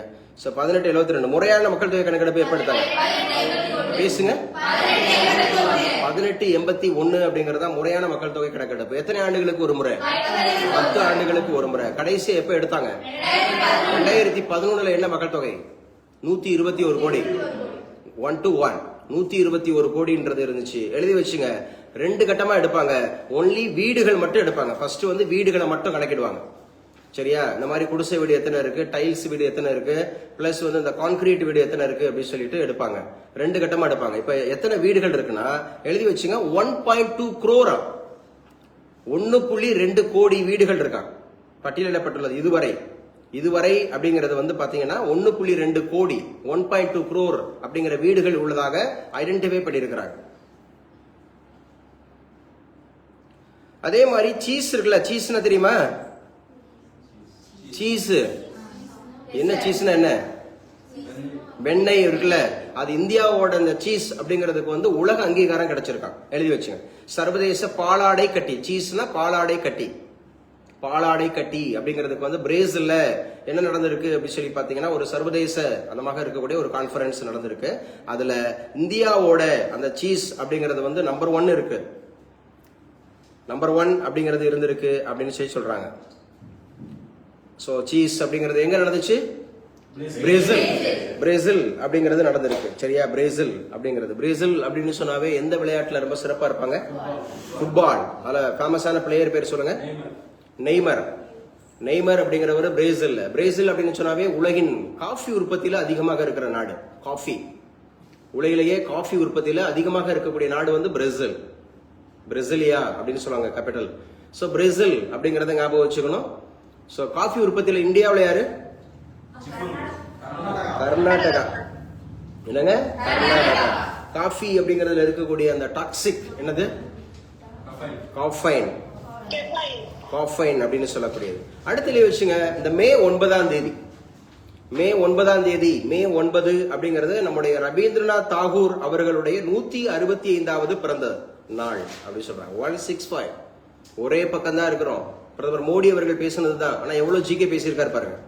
அவர் ஜிகே பேசியிருக்காரு இல்லையோ, ஒரு தகவலை சொல்லியிருக்காரு. நாம அதை டீட்டெயிலா படிச்சுட்டு இருக்கோம். 165 பிறந்த அனிவர்சரி யாரு? ரவீந்திரநாத் தாகூர் அப்படின்னு சொல்லக்கூடியவர். ரவீந்திரநாத் தாகூர் நம்ம இந்தியாவுக்கு முதல் நோபல் பரிசு பெற்று கொடுத்தவரா? ஆசியாவிலே முதல் நோபல் பரிசு பெற்றவர் யாரு? ரவீந்திரநாத் தாகூர். எந்த வருஷம் அவருக்கு நோபல் பரிசு? 1913. எதற்காக கொடுக்கப்பட்டுச்சு? லிட்ரேச்சர், இலக்கியத்திற்கான நோபல் பரிசு. அந்த இலக்கியம் தான் எது? கீதாஞ்சலி. அந்த இலக்கியம் எது? கீதாஞ்சலி அப்படிங்கிறது. மார்னிங் சாங்ஸ் அப்படின்னு சொல்லுவோம், ஸ்பிரிச்சுவல் சாங்ஸ் அப்படின்னு சொல்லுவாங்க. அதுக்காக அவர் கொடுக்கப்பட்டது. ரவீந்திரநாத் தாகூர் அப்படிங்கறத ஞாபகம் வச்சுக்கணும். இந்தியாவினுடைய நேஷனல் ஆந்தம் அப்படிங்கறத கம்போஸ் பண்ணது யாரு? ரவீந்திரநாத் தாகூர் அப்படிங்கறத ஞாபகம் வச்சுக்கணும். அது எப்போது முதலாக பாடப்பட்டது? 1911 கல்கட்டா காங்கிரசேஷன். 1911 கல்கட்டா காங்கிரசேஷன்ல அது பாடப்பட்டது அப்படிங்கிறது. எப்போது இந்திய அரசியலமைப்பு சபையால் ஏற்றுக்கொள்ளப்பட்டது? 1950 ஜனவரி 24. 1950 ஜனவரி 24. அது மாத்திரம் இல்ல, 2 national anthem, national song. National anthem, national song எந்த வருஷம்? 1950. இந்த டேட் ஜனவரி 24. அப்ப எத்தனை நிமிடத்துல அதை வந்து படிக்கணும்? 52 செகண்ட்ல படிக்கணும். Short version, sports version 20 seconds. Sports version என்னது? 20 செகண்ட். நல்லா காது கொடுத்து கேட்கணும். அந்த மாதிரி இருக்கு. எத்தனையாவது பிறந்த நாள்? 165. யாரோடது? ரவீந்திரநாத் தாகூர் அப்படிங்கிறது. அவர் வந்து ஒரு ஸ்கூல் ஆரம்பிச்சார் தெரியுமா? அது பல்கலைக்கழகமா மாறுச்சு. சாந்தி நிகேதன் எழுதி வச்சுக்க. 1901 சாந்தி நிகேதன் அப்படிங்கிற ஒரு ஸ்கூல் ஆரம்பிச்சார். அமைதியின் உறைவிடம் அப்படின்னு சொல்லுவாங்க. சாந்தினா அமைதி, நிகேதன் அப்படின்னு சொன்னாவே டுவல்ஸ் அப்படின்னு அர்த்தம், உறைவிடம் அப்படின்னு அர்த்தம். அதுதான் விஸ்வ பாரதி இந்து பல்கலைக்கழகமா 1921 வரும். விஸ்வ பாரதி இந்து பல்கலைக்கழகம் வெஸ்ட் பெங்கால் கல்கட்டால இருக்கு. விஸ்வ பாரதி இந்து பல்கலைக்கழகமா மாறினது அது அந்த வருடம் அப்படிங்கறத ஞாபகம் வச்சுக்கணும். விஸ்வ பாரதி இந்து பல்கலைக்கழகம் மாறினது. அப்ப 165வது பிறந்த தினம்லவா? நல்லா ஞாபகம் வச்சுங்க, இதெல்லாம் முக்கியமானது. அடுத்து பாருங்க, கல்பாக்கம் வேக ஈநுழை வரலாற்று மைல்கல்லாம் எழுதி வச்சுக்க. Indira Gandhi atomic research centre எங்க சார் இருக்கு? கல்பாக்கத்துல இருக்கு. நம்ம ஊர்ல எத்தனை அந்த மாதிரி இருக்கிற அட்டாமிக் பவர் ஸ்டேஷன்ஸ் இருக்கு அப்படின்னு கேட்டா 2. ஒன்னு கூடங்குளம் திருநெல்வேலி, இன்னொன்னு கல்பாக்கம். இன்னைக்கு விண்ட் எனர்ஜி பார்த்தோமா? இப்ப பார்த்துட்டு இருக்க எனர்ஜி என்ன energy? Atomic energy. Atomic energy அப்படிங்கிறது ரெனியூவபிளா நான் ரெனியூவபிளா? நான் ரெனியூவபிள். அட்டாமிக் எனர்ஜின்றது நான் ரெனியூவபிள் அப்படிங்கிறது ஞாபகம் வச்சுக்கணும். சோ எவ்வளவு மெகாவாட்னு பாருங்க, 500 மெகாவாட்டாங்க. சோ இதுதான் வந்து பாத்தீங்க முதலாவது அணுப்பிளவு செயல்பாடு திசை எட்டியது அப்படின்னு சொல்லி சொல்றாங்க. அணுப்பிளவு அப்படின்னு சொன்னாவே அட்டாமிக் ஃபிஷனா? ஃபிஷன் அப்படின்னு சொன்னாவே அட்டாமிக் பாம்பா? அணுகுண்டு அப்படிங்கிறது வந்து ஆட்டம் பாம்ப் அப்படிங்கிறது வந்து அட்டாமிக் ஃபிஷன். அதே மாதிரி ஹைட்ரஜன் பாம்புங்கிறது ஃபியூஷன். ஃபியூஷன் இதெல்லாம் ஞாபகம் வச்சுக்கணும். எத்தனை மெகாவாட்? 500 மெகாவாட். ஆனா wind energy 56 gigawatt. Last year மட்டும் எவ்வளவு? 6 ஜிகாவாட். உலகில் எத்தனை இடத்துல இருக்கும்? உலகில் 4வது இடத்துல இருக்கும். உலகில் 4வது இடத்துல இருக்கும். இந்தியாவில் முதல் இடத்துல இருக்கிறது யாரு? தமிழ்நாடு. 2வது இடத்துல இருக்கிறது யாரு? குஜராத். 3வது இடத்துல இருக்கிறது மகாராஷ்டிரா. 4வது இடத்துல இருக்கிறது ராஜஸ்தான். விண்ட் எனர்ஜி அப்படிங்கிறது ரெனியூவபிளா நான் ரெனியூவபிளா? ரெனியூவபிள். எத்தனையாவது மன் கி பாத் நிகழ்ச்சி? 133வது மன் கி பாத் நிகழ்ச்சி அப்படிங்கிறது. சோ காஃபி உற்பத்தியில முதலிடம் வைக்கக்கூடிய மாநிலம் எது? நாடு எதுன்னு கேட்டா கர்நாடகா. பிரேசில். பிரேசில் அப்படிங்கறத ஞாபகம் வச்சுக்கணும். பிரேசில் அப்படிங்கறத ஞாபகம் வச்சுங்க. It is also very very important. இன்னைக்கு உண்டான கரண்ட் அஃபேர்ஸ்ல இது முக்கியமானது. அடுத்து எழுதுங்க, இன்னைக்கு உண்டான கரண்ட் அஃபேர்ஸ்ல அமெரிக்க அதிபர் டொனால்டு ட்ரம்ப். அவரு நிகழ்ச்சியில ஒரு துப்பாக்கி சூடு அப்படிங்கறது நடந்திருக்கு. ஒரு டீச்சர் வந்து கைது செய்யப்பட்டிருக்கிறார். Teacher was arrested. டீச்சர் தான் சுட்டிருக்கிறார். 2 ஆண்டுகளில் 3 முறை அவர் மீது துப்பாக்கி சூடு நடத்தப்பட்டிருக்குதான். 2 ஆண்டுகளில் 3 முறை அவரை கொலை செய்யறதுக்கான முயற்சி. யார? Donald Trump. அவர் எந்த பொலிட்டிக்கல் பார்ட்டி? Republic party. அமெரிக்காவில் எத்தனை party? 2 party, republic and democratic. Republic and democratic party. Democratic பார்ட்டியோட வேட்பாளர் யாரு? Kamala Harris. Kamala Harris. அமெரிக்காவில் ஒரு தேர்தல் அப்படின்னு சொன்னாவே எத்தனை ஆண்டுகளுக்கு ஒரு முறை? 4 years once. 4 years once. அமெரிக்காவில் ஒரு அதிபர் எத்தனை முறை இருக்கலாம்?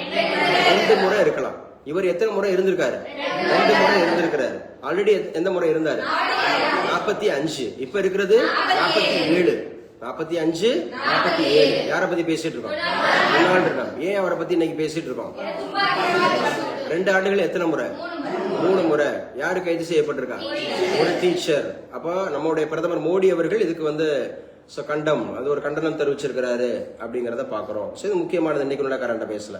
அடுத்து பாருங்க, தமிழகம் மேகாலயா அப்படிங்கறதுல பல்லுயிர் பெருக்கம் அப்படிங்கிற பயோடைவர்சிட்டி. அந்த பல்லுயிர் பெருக்கம் அப்படிங்கறத மேம்படுத்துறதுக்கான ஒரு திட்டம் அப்படிங்கறது மத்திய அரசு அறிவிச்சிருக்கிறாங்களா? ஒன்னு தமிழ்நாடு, இன்னொன்னு மேகாலயா. மேகாலயா அப்படின்னு சொன்னாவே ஷில்லாங்கா பேசுங்க. ஷில்லாங் அப்படிங்கிறது மேகாலயா அப்படின்னு சொன்னாவே அதிகமாக மழைப்பொழிவு எங்க இருக்கு? மேகாலயா. மவுண்ட் சிண்ட்ரோம் அப்படின்னு பார்த்தோம், சிரபுஞ்சி பார்த்தோம். மவுண்ட் சிண்ட்ரோம் பார்த்தோம், சிரபுஞ்சி பார்த்தோம். The highest rainfall in India அப்படின்னு எடுத்துக்கிட்டாவே மேகாலயா அப்படின்றத ஞாபகம் வச்சுக்கணும். தி அபார்ட் ஆஃப் கிளவுட்ஸ் சொல்லுவாங்க. தி அபார்ட் ஆஃப் கிளவுட்ஸ், மேகங்களின் அந்த மாதிரி இருக்கக்கூடிய தாயகம் அப்படின்னு சொல்லக்கூடியது. தமிழகம் மற்றும் மேகாலயாவில் இந்த பல்லுயிர் பெருக்கம் அப்படிங்கிற பயோடைவர்சிட்டி. நம்ம ஊர்ல 2 ஊர் முக்கியமானது தமிழ்நாட்டுல. ஒண்ணு மதுரை, இன்னொன்னு திண்டுக்கல். மதுரையில அரிட்டாபட்டி, திண்டுக்கல்ல காசம்பட்டி. மதுரையில அரிட்டாபட்டி, திண்டுக்கல்ல காசம்பட்டி அப்படிங்கறதெல்லாம் அந்த பயோடைவர்சிட்டி அப்படிங்கிறதுக்கு முக்கியமானது அப்படின்னு பாக்குறோம். சோ தமிழகம் மற்றும் மேகாலயா என்ன சொல்லியிருக்காங்கன்னு பாருங்க. 5 ஆண்டுகால திட்டத்தை மத்திய அரசு இது பண்ணிருக்காங்களா? மத்திய சுற்றுச்சூழல் அந்த என்விரான்மெண்ட் அப்படின்னு சொல்லக்கூடிய யாருங்க? அந்த ஹூஇஸ் எனக்கு என்விரான்மெண்ட் டே அப்படிங்கறது செலிப்ரேட் பண்ணப்படுது ஜூன் 5ங்க. ஜூன் 5. என்விரான்மெண்ட் ப்ரொடெக்ஷன் ஆக்ட் எந்த வருஷம்? Exactly correct, 1980. கிளாப் பண்ணுங்க அபிநயாவுக்கு. ஜூன் 5 அப்படிங்கிறது என்விரான்மெண்டல் அப்படிங்கறது ப்ரொடெக்ஷன் டே, சுற்றுச்சூழல் அப்படிங்கிற பாதுகாப்பு தினம். அது ஜூன் 5. அதே போல 1986 அப்படிங்கிறது என்விரான்மெண்டல் அப்படிங்கிறது இயருங்க. என்விரான்மெண்டல் ப்ரொடெக்ஷன் அப்படிங்கிறதுக்கான இயர். அப்ப பல்லுயிர் பெருக்கம் அப்படிங்கறத 2 மாநிலம் சொல்லியிருக்கிறாங்க. அதுல ஒன்னு தமிழ்நாடு, இன்னொன்னு மேகாலயா அப்படிங்கறத ஞாபகம் வச்சுங்க. இதுவும் முக்கியமானது இன்னைக்கு உண்டானதுல. மேற்கு மற்றும் கிழக்கு தொடர்ச்சி மலைகள் சங்கமிக்கும் தமிழகத்தினோட ஈரோடு மாவட்டம் எழுதி வச்சுங்க. தமிழகத்துல ஈரோடு மாவட்டம் சத்தியமங்கலம் அந்த பிளேஸ் அப்படிங்கிறது இப்ப கண்டறியப்பட்டிருக்கு, புதுசு. தமிழகத்துல ஈரோடுல சத்தியமங்கலம் அப்படிங்கிறது அந்த காட்டு பகுதிகள தான் வீரப்பன் அப்படிங்கிறவர் அதிக நாள் அப்படிங்கறது பாத்தீங்கன்னா கர்நாடகா அப்படிங்கிற அரசுக்கு சிம்ம சொப்பனமா விளங்கினார். சரியா? ஈரோடு சத்தியமங்கலம் அப்படிங்கிற ஒரு பகுதி.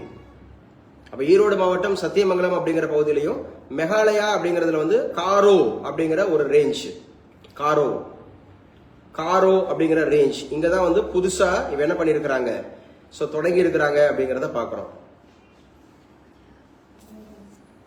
இதுக்காக 46 கோடி அப்படிங்கிறது நிதி வழங்கப்பட்டிருக்குன்னு சொல்றாங்க. 46 கோடி நிதி வழங்கி இருக்கிறாங்க அப்படிங்கிறது. Trump safe after shooting in Washington, so man held அப்படிங்கிறது வாஷிங்டன் டிசி அப்படின்னு சொல்லுவாங்க இல்லையா? வாஷிங்டன் டிசி அப்படிங்கறத சொல்லுவாங்க. சோ ஆசிரியர் கைது செய்யப்பட்டிருக்கிறார். இந்த 2 வருஷத்துல எத்தனை முறை அவர் மீது வந்திருக்கு? 3 முறை வந்திருக்கு. நியூசிலாந்துக்கும் இந்தியாவுக்கும் இடையில ஒரு ஃப்ரீ ட்ரேட் அக்ரிமெண்ட் சைன் ஆயிருக்கா? நியூசிலாந்தோட அதிபர் யாருன்னு சொன்னேன்? கிறிஸ்டோபர். யாரு? கிறிஸ்டோபர் அப்படிங்கிறது. அப்ப New Zealand India to sign FTA today. FTA என்னது? Free trade agreement. சரியா? தடையில்லா வியாபார ஒப்பந்தம். யாருங்க நம்ம ஊர்ல trade and commerce minister? Piyush Goyal. Trade and commerce minister யாரு? Piyush Goyal. Railway orders audit of signalling systems to ensure safe operations. So railway விபத்துக்கள் ஏற்படாது வரைக்கும் பாதுகாக்கிறதுக்கு ஒரு ஆடிட் பண்ணிக்கிறங்க, ஒரு கண்காணிப்பு இருந்துக்கிறட்டும், பாதுகாப்பை உறுதிப்படுத்துங்க அப்படிங்கிற. ரயில்வே விபத்துக்கள் ஏகப்பட்ட விபத்து நடந்திருக்கு. யாருங்க ரயில்வே மினிஸ்டர்? அஸ்வினி வைஷ்ணவ். இந்தியாவில் ஓடிய முதல் ட்ரெயின் எது? 1853 மும்பை டு தானே. 1853 அப்படிங்கறதுல மும்பை டு தானே அப்படிங்கறத ஞாபகம் வச்சுக்கணும். அடுத்து மும்பை டு தானேக்கு அப்புறம் 1854 ஹவுரா டு ராணிகஞ்ச். அடுத்து 1856 சென்னை டு அரக்கோணம். இதான் ஃபர்ஸ்ட் ட்ரெயின். 3 ட்ரெயின் அப்படிங்கறத ஞாபகம் வச்சுக்கணும். 1853 Mumbai to Thane, 1854 Howrah to Raniganj, 1856 Chennai to Arakkonam அப்படிங்கறத ஞாபகம் வச்சுக்கணும். ட்ரெயின் அப்படிங்கிறது யாரோட பீரியட்ல? அதெல்லாம் லார்டு டல்ஹௌசி. லார்டு டல்ஹௌசி அப்படிங்கறதோட period. Research finds a high microplastic contamination in mangrove fish. எழுதி வச்சுங்க. மாங்க்ரோவ். இந்த மாங்க்ரோவ் காடுகள் அப்படின்னு சொன்னாவே தமிழ்நாடுன்னு எடுத்துக்கிட்டா பிச்சாவரம், கடலூர் மாவட்டம் பிச்சாவரத்துல இதான் மாங்க்ரோவ் அப்படின்னு சொல்லுவோம். சதுப்பு நில காடுகள். மாங்க்ரோவ் அப்படின்னாவே வெட்லேண்ட் அப்படின்னு சொல்லுவோம். சதுப்பு நிலம் அப்படிங்கிறது. February 2 அதான் இன்டர்நேஷனல் டே ஃபார் வெட்லேண்ட் அப்படின்னு சொல்லுவோம். Wetland டேனாவே February 2. மாங்க்ரோவ் காடுகள் அப்படின்னு சொன்னாவே கடலூர், கடலூர்ல பிச்சாவரம் அப்படிங்கிறது. இந்தியான்னு எடுத்துக்கிட்டா வெஸ்ட் பெங்கால், இந்தியான்னு எடுத்துக்கிட்டா வெஸ்ட் பெங்கால் அப்படிங்கறத எடுத்துக்கணும். வேர்ல்டுலன்னு கேட்டா பங்களாதேஷ், வேர்ல்டுல எடுத்துக்கிட்டா பங்களாதேஷ். இந்த மாங்க்ரோவ் காடுகள் அதிகமாக இருக்கக்கூடியது. வேர்ல்டுல கேட்டா பங்களாதேஷ், இந்தியான்னு கேட்டாங்கன்னா வெஸ்ட் பெங்கால், தமிழ்நாடுன்னு கேட்டா கடலூர் பிச்சாவரம். பேசுங்க, கடலூர் பிச்சாவரம். இதெல்லாம் போட்டிங் போவாங்க இந்த பிளேஸ்ல. இந்த பிளேசஸ்ல எல்லாமே போட்டிங் அந்த மாதிரி எல்லாம் போவாங்க வைப்பாங்க. ஸோ நல்லா ஞாபகம் வச்சுக்கணும். இங்க என்ன சார்னா இந்த மைக்ரோ பிளாஸ்டிக் கண்டாமினேஷன் அப்படிங்கிறது ஏற்படுது அப்படின்னு சொல்லியிருக்காங்க. High micro plastic. பிளாஸ்டிக் அப்படிங்கிறது எத்தனை வகை இருக்கு? 2 டைப் இருக்கு பிளாஸ்டிக்ல. என்னென்ன டைப்? Thermoplast, thermostat. இருகிற பிளாஸ்டிக், இலகுற பிளாஸ்டிக். தெர்மோஸ்டாட் அப்படின்னு சொன்னாவே இருகிறது, தெர்மோபிளாஸ்ட் அப்படின்னாவே இலகுறது. இப்ப பிவிசி சொல்றோம்ல, poly vinyl chloride. PVC poly vinyl chloride. இது இலகும். பாலித்தீன் பேப்பர் பார்த்திருக்கீங்களா? இந்த பாலித்தீன் பேப்பர் அப்படியே வந்து ஹீட் பண்ணீங்கன்னா அப்படியே உருகி ஓடுமா? அது இலகுறதுன்னு அர்த்தம். உருகிறது, இலகுறது. அதே மாதிரி நீங்க பேக்லைட் அப்படின்னு சொல்லுவாங்க. பேக்லைட் அப்படின்னு சொல்லக்கூடியது நீங்க சூடுபடுத்துறீங்கன்னா அது அப்படியே கடினத்தன்மை ஆகும், ஹார்ட்னஸ் அப்படிங்கிறது வரும். புரியுதா? சோ ஞாபகம் வச்சுக்க. இன்னைக்கு ஒன்னது how AI helped community led development in Rajasthan எழுதியிருக்காங்க ஒரு கட்டுரை. ஏஐ எழுதுங்க. ஆர்டிபிஷியல் இன்டெலிஜென்ஸ், செயற்கை நுண் அறிவு. இன்னைக்கு எல்லாமே சாத்தியம். இன்னைக்கு எல்லாமே how AI helped community led development in Rajasthan. ராஜஸ்தான்ல சமூக முன்னேற்றத்திற்கு ஏஐ அப்படிங்கிறது எந்த அளவுக்கு பயன்படுது அப்படின்னு ஒரு கட்டுரை எழுதப்பட்டிருக்கு. ஏஐ அப்படிங்கிறது 2023 மாநாடு எங்க நடந்துச்சு? பிரிட்டன்ல நடந்துச்சு. 2023ல. 2024 சவுத் கொரியா அப்படின்னு நடந்துச்சு. 2025 பிரான்ஸ்ல நடந்துச்சு, பாரிஸ்ல. பிரான்ஸ்ல, பாரிஸ்ல. 2026 இந்தியா, நியூ டெல்லி. இந்தியா, நியூ டெல்லி.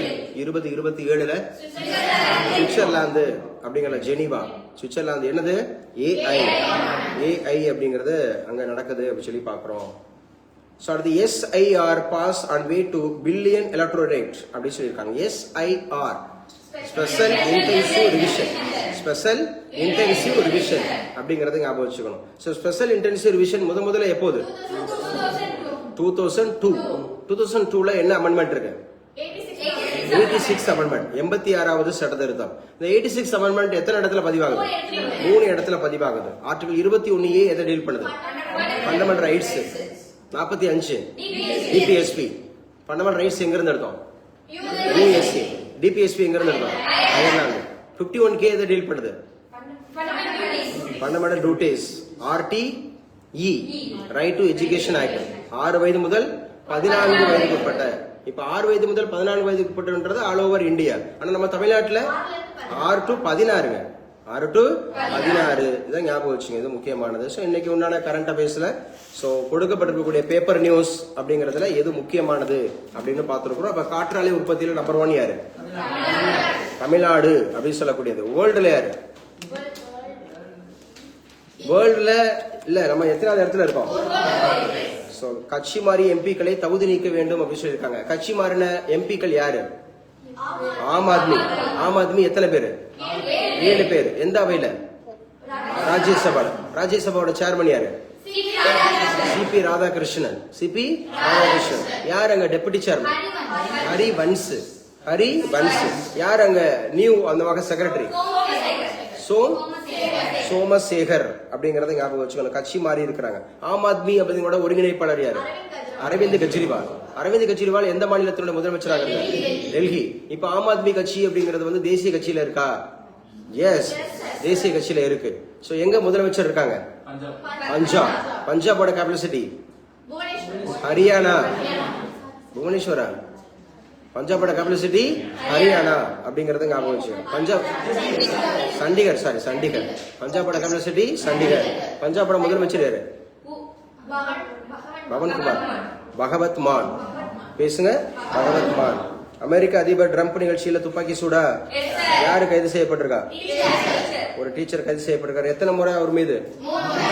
கல்பாக்கம் அப்படிங்கறதுல எத்தனை மெகாவாட்டு? 500 மெகாவாட். நம்ம ஊர்ல விண்ட் எனர்ஜி எத்தனை ஜிகாவாட்? 26 ஜிகாவாட். லாஸ்ட் இயர்ல மட்டும் எத்தனை? நம்ம எத்தனாவது இடத்துல இருக்கோம்? தமிழ்நாடு ஃபர்ஸ்ட்ல இருக்கு. தமிழ்நாடு ஃபர்ஸ்ட்ல இருக்கு அப்படிங்கிறது. அந்த பயோடைவர்சிட்டிங்கிற பல்லுயிர் பெருக்கம் அப்படிங்கறத நம்ம எந்தெந்த ஊரு? ஈரோடு. ஈரோடுல எது? சத்தியமங்கலம். சத்தியமங்கலம் அப்படிங்கறத ஞாபகம் வச்சுங்க. அடுத்து மேகாலயா. எழுதி வச்சுங்க. சிவகாசி அருகே, சிவகாசி அருகே 11வது நூற்றாண்டு 11th century அந்த உரல் கல்வெட்டு அப்படிங்கிற ஒரு ஸ்டோன் இன்ஸ்கிரிப்ஷன் கண்டுபிடிச்சிருக்காங்களா? உரல், உரல்ல தெரியும்ல, நம்ம தானியங்களை இடிக்கிறதுக்கு அல்லது குத்துறதுக்கு தேவைப்படும் இல்லையா? உரல் கிராமங்கள்ல பாத்துருப்பீங்க அப்படித்தானே? அரிசி குத்துறதுக்கு, நெல்லு குத்துறதுக்கு, அந்த மாதிரி. அது என்ன பாட்டு சொல்லுவாங்க? நெல் குத்தும் போது என்ன பாட்டு? தமிழ்ல ஒரு தமிழ் இலக்கியத்துல ஒரு கேள்வி இருக்குங்க, உங்க டெக்ஸ்ட் புக்ல இருக்கு. நெல்லு குத்தும் போது என்ன பாட்டு? நெல்லு குத்தும் போது என்ன பாட்டு? கும்மி பாட்டா? ஆமா, நெல்லு குத்தும் போதுதான் கும்மி பாட்டு போறாங்க. எங்க திருநெல்வேலிக்காரங்க பாளையங்கோட்டையில கும்மி பாட்டு தான் பாடிட்டு இருப்பீங்களா? எப்பா அஸ்மிதா? அஸ்மிதா ஓ ஆன்லைன்ல கிளாஸ் கட் ஆயிருச்சோ? ஒண்ணுமே பண்ணல, சும்மா இருக்கும் போது கிளாஸ் கட் ஆயிருக்கு. நாட்டுப்புற பாட்டா? நமக்கு தெரிஞ்ச பாட்டை பூரா சொல்லி புரியா? நாட்டுப்புற பாட்டு, கும்மி பாட்டு.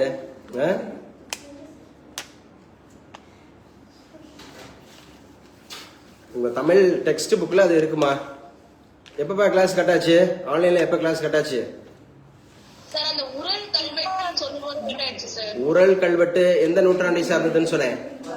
11ஆம் நூற்றாண்டு. எந்த ஊர்ல சொன்னேன்? சிவகாசி. சிவகாசின்றத குட்டி ஜப்பான் நினைச்சது யாரு? நேரு. எந்த வருஷம்? 1954. 1954. சோ நெல்லு குத்தும் போது என்ன பாட்டு பாடுவாங்க? அவரு திருநெல்வேலிக்காரர் சொல்றாரு, என்ன பாட்டு? கும்மி பாட்டா? கும்மி பாட்டுன்னு சொல்றாரு. ஏமா அஸ்மிதா, திருநெல்வேலி உங்க ஊர்ல கும்மி பாட்டு தான் பாடுவீங்க நெல்லு குத்தும் போது? கும்மி பாட்டு பாடுவாங்களா? கும்மி பாட்டு அப்படிங்கறது வந்து நெல்லு குத்தும் போது இல்ல. நெல்லு குத்தும் போது மூச்சு மூச்சு மூச்சு வாங்குவாங்களா? நெல்லு குத்தும் போது மூச்சு வாங்குவாங்களா? அப்ப நமக்கு பாட்டு வருமா? பாட்டு வராதுல. அதான் அந்த பாட்டுக்கு பேரு, எழுதி வச்சுக்க, வல்லை பாட்டு. வல்லை பாட்டு. அந்த பாட்டுக்கு பேரு வல்லை பாட்டு. வராது, வரலங்கிறதா வல்லை. வல்லை பாட்டு. பாட்டு எப்படி வரும்? நானே மூச்சு மூச்சு போக என்ன பண்ணிட்டு இருக்கேன்? இடிச்சுக்கிட்டு இருக்கேன், குத்திக்கிட்டு இருக்கேன், என்னைய போய் பாட்டு பாட சொல்றேன். சரியா? சோ என்ன பாட்டுங்க அதுக்கு? அம்மா தமிழ்ல அப்படி இருக்கா? கேள்வியாவது பட்டிருக்கீங்களா? அப்படி ஒரு பாட்டு இருக்கு. கேள்விப்படவே இல்லையா? அப்ப நீங்க என்ன டிஎன்பிஎஸ்சிக்கு தயாராகலன்னு அர்த்தம். மாலா சொல்லுமா. மாலா ஏதோ சொல்றீங்க? நெல்லு குத்தும் போது பாடுற பாட்டு வல்லை பாட்டு சார். நெல்லு குத்தும் போது பாடுற பாட்டு வல்லை பாட்டு. எப்படி வரும்? வருமா? ஏன் வராது? மூச்சு வாங்கும். அசோசியேட் பண்ணீங்க, புரிஞ்சு படிங்க. வல்லை பாட்டு. அந்த பாட்டுக்கு பேரு வல்லை பாட்டு. நீங்க பாட்டு கும்மி பாட்டு, நாட்டுப்புற பாட்டு, என்ன அது மாதிரி குத்து பாட்டுன்னு சொல்லி போயிடாதீங்க. சோ ஆக்சுவலா ஒண்ணு சொல்ற மாதிரி குத்து பாட்டு. நெல்லு குத்தும் போது என்ன பாட்டு? மேபி ஆப்ஷன்ல 4வது ஆப்ஷன்ல இருந்துச்சுன்னு வச்சுக்கோ குத்து பாட்டுன்னு. நம்மளால என்ன போட்டுருவேன்? என்னடா கொஸ்டின் அது வேற மாப்பிள்ள ஈஸியா கட்டுவிட்டாங்க. நெல்லு குத்தும் போது என்ன பாட்டுன்னு கேட்டாங்க. என்ன நெல்லு குத்தும் போது குத்து பாட்டு தானே? அப்படியா? எஸ் சாரா? நோ சார் தான் சொன்னீங்க. சிவகாசி அருகே 16வது நூற்றாண்டு அப்படிங்கறதுல உரல் கல்வெட்டு கண்டுபிடிச்சிருக்காங்க. கல்வெட்டுகளை பத்தி படிக்கக்கூடிய படிப்புக்கு என்ன பேருப்பா? எபிகிராபி. என்ன கிராஃபி? எபிகிராபி. கல்வெட்டுகளை பத்தி படிக்கக்கூடிய படிப்புக்கு பேரு எபிகிராபி. சரி, கல்வெட்டுகள் அப்படிங்கறதுக்கு ஒரு ஆர்கனைசேஷன் நம்ம உருவாக்கணும், ஒரு இன்ஸ்டிடியூஷன் உருவாக்கணும். எந்த வருஷம்? 1861ல. ஆமா, ஆர்கியாலஜிக்கல் சர்வே ஆஃப் இந்தியா. அதானே இப்ப அகழ்வாராய்ச்சி. அகழ்வாராய்ச்சினாவே கல்வெட்டு தானே. கல்வெட்டுகளை பத்தி படிக்கிற படிப்புக்கு என்னது? எபிகிராபி. அப்ப ஏஎஸ்ஐ எந்த வருஷம் உருவாக்குனாங்க? 1861ல. 1861ல. யார் அதுக்கு முதல் தலைவர்? Alexander Cunningham. Alexander Cunningham. இந்த அலெக்சாண்டர் கன்னிங்காம் அப்படின்னு சொல்லக்கூடியவர் எவ்வாறு அறியப்படுறாரு? Father of ஆர்கியாலஜிங்க. அகழ்வாராய்ச்சியின் தந்தை என்று அழைக்கப்படுபவர் யாரு? Alexander Cunningham. எந்த வருஷம்? 1861. அதே வருஷம் பிரிட்டிஷ் இந்தியால இன்கம் டாக்ஸ் ஆக்டா? அதே வருஷம் 1861 ஹைகோர்ட் ஆக்டா? 1861 high court act. அதே வருஷம் 1861 கவுன்சில்ஸ் ஆக்டா? 4 ஆக்ட் சொன்னேன், சொல்லுங்க. Archaeological survey of India, high court, councils act, British இந்தியாவில் இன்கம் டாக்ஸ் ஆக்ட். பிரிட்டிஷ் இந்தியாவில் இன்கம் டாக்ஸ் ஆக்ட். எந்த ஊர் சொன்னேன்? சிவகாசி. சிவகாசி குட்டி ஜப்பான் சொன்னது யாரு? ஜவஹர்லால் நேரு. எந்த வருஷம்? 1954. சிவகாசி அப்படிங்கிறது மாநகராட்சி அந்தஸ்து பெற்றிருக்கா? Yes sir. நோவா? சிவகாசி மாநகராட்சியில இருக்கு. எத்தனை மாநகராட்சி இப்ப தமிழகத்துல இருக்கு? 27 மாநகராட்சி. அந்த கடைசி 2 மாநகராட்சி யாரு? பெரம்பலூர் அண்ட் ராமநாதபுரம். பெரம்பலூர் அண்ட் ராமநாதபுரம். காரைக்குடி மாநகராட்சியில இருக்கா? இருக்கு அப்படிங்கறத ஞாபகம் வச்சுக்கணும். புதுக்கோட்டை இருக்கா? இருக்கு அப்படிங்கறத ஞாபகம் வச்சுக்கணும். புரியுதா? நாமக்கல் இருக்கா? இல்லையா? திருவண்ணாமலை இருக்கா? இல்லையா? Yes sir. கடைசியா ஒரு 4 உருவாக்குனாங்கல்ல, நான் சொன்ன ஊர்கள் எல்லாம் உருவாக்குனாங்க. அப்ப சிவகாசி அருகே அப்படிங்கறது ஞாபகம் வச்சுங்க. நீங்க படிச்ச இந்த பேப்பர், நான் பேப்பரை தான் பார்த்துட்டு இருக்கேன். உங்களுக்கு இந்த காப்பி கொடுக்க முடியல, சரியா? சாஃப்ட் காப்பி எனக்கு கிடைக்கல, அதனால நல்லா ஞாபகம் வச்சுங்க. தமிழக மக்களை பெருமைப்படுத்திய பிரதமர் நரேந்திர மோடி அப்படின்னு சொல்லியிருக்கிறாங்க. பொறுப்பால் உயரும் பெருமை. ஒரு நிறுவனம் புத்துயிர் பெறுவதற்கு நவீன வசதிகளும், மெயின்ஸ்ல கேட்டிருக்காங்க பாரு, சாரி, கட்டுரை எழுதியிருக்காங்க. ஒரு பொறுப்பால் உயரும் பெருமைன்னு ஒரு கட்டுரை எழுதியிருக்காங்க. ஒரு நிறுவனம், கவனிங்க, எனி ஆர்கனைசேஷன், அது புத்துயிர் பெறுவதற்கு நவீன வசதிகள் இருக்கணுமா? போதுமான ஆதாரங்கள் எவ்வளவு முக்கியமோ அதை விட முக்கியம் அதை வழிநடத்தும் தலைவரின் ஆளுமை. கண்டிப்பா கேட்பாங்க. ஒரு லீடர் இருக்கணும் கம்பல்சரி. ஒரு பெர்ஃபெக்ட் லீடர். ஒரு அகாடமி நல்லா சிறப்பா இருக்கணும்னா அது லீடர் நல்லா இருக்கணும், அந்த டைரக்டர் நல்லா இருக்கணும், அந்த டீச்சர் நல்லா இருக்கணும். அப்பதானே ஒரு ஸ்கூல் நல்லா எடுக்கணும்னா அது பிரின்சிபல் ஆர் ஹெட் மாஸ்டர்ஸ் அவங்க நல்லா இருக்கணும். ஒரு கல்லூரி சிறப்பா இருக்கணும்னு சொன்னா அங்க இருக்க பிரின்சிபல் நல்லா இருக்கணும். ஒரு ஹெச்ஓடி சூப்பரா இருக்கணும். அவரே சங்கி மங்கியா இருந்தாருன்னா, அப்படியே லெதர்ஜிக்கலா இருந்தாருன்னா, பேச மாட்டாரு, ஒரு ஒழுங்கா ஆக்டிவா இருக்க மாட்டாரு, அவரே லேட்டா வந்தாருன்னா, அவரே அப்டேட் இல்லாம இருந்தாருன்னா அந்த நிறுவனம் நல்லா இருக்குமா?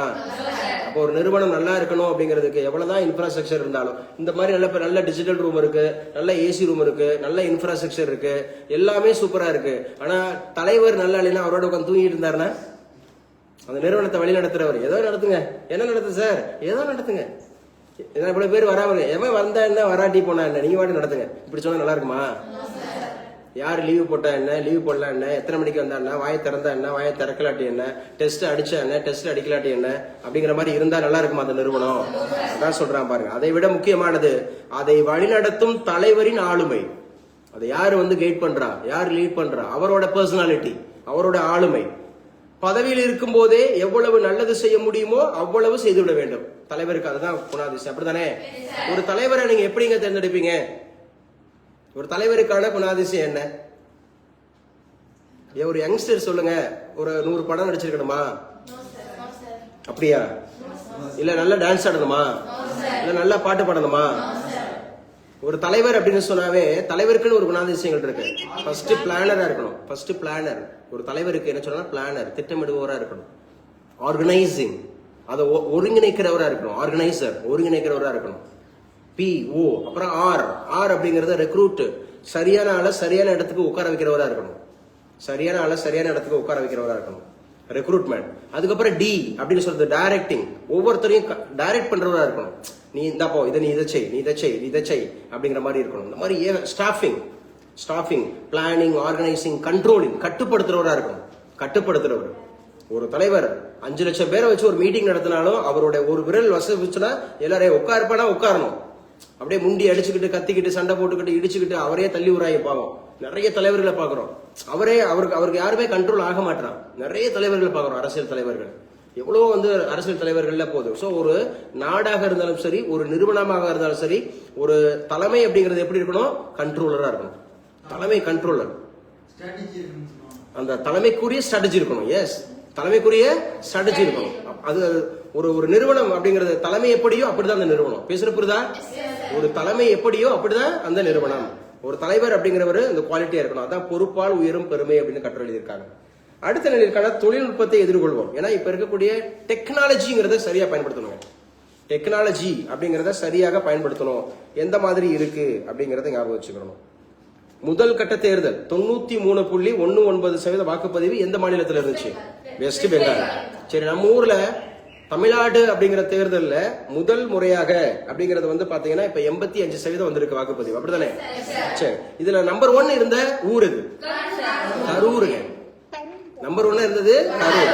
இது கா, அப்புறம் கா கன்னியாகுமரி அப்படிங்கிறது இருந்துச்சா கடைசி. அதே மாதிரி காரைக்குடி 73. காரைக்குடி அளவு 73. அது 80. கரூர் அளவு 92. கரூர் வந்து அளவு 92 ஹையஸ்ட். கரூர் அப்படிங்கிறது 92.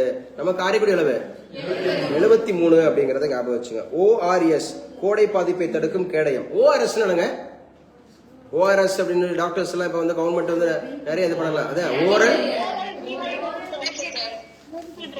இல்ல 2 பேர் பேசுறீங்க. சசிகலாவுக்கு தெரிஞ்சா சொல்லுங்க, இல்ல கைல்வெளிக்கு தெரிஞ்சா சொல்லுங்க.